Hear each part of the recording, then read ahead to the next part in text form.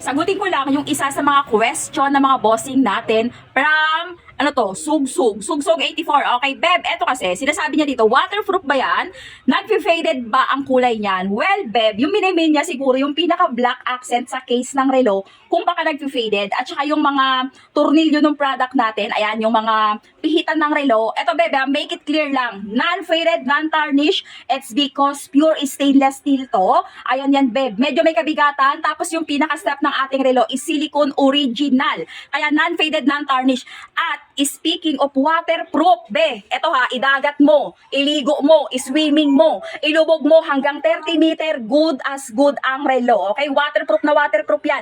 Hanggang 30 meter mga pangga, pwede nyo siyang swimming, ilubog. Pwedeng mo rin idagat. Huwag kang matatakot na mag-faded or magtatarnish. Hindi po ito nangangalawang. Hindi nag-faded, hindi nag-tarnish, hindi nangangalawang. Solid ang relo natin. At may warranty yung product natin. Okay, kung kursunada, wala kang ibang gagawin pangga. Pag kursunada mo yung product natin, mag-check ka dyan sa yellow basket. Nandyan ang link. Okay? I-horn nyo na. Lahat ng kulay naka-discount sale. Sobrang baba nito. Promise, maiiyak kayo sa presyo. Yung appearance niya, napakaganda. Napakasulit niyan. Yung glass natin, hard legs. Tapos may backlight pa yan. Tapos dual time yung relo. Okay? Check nyo na sa basket.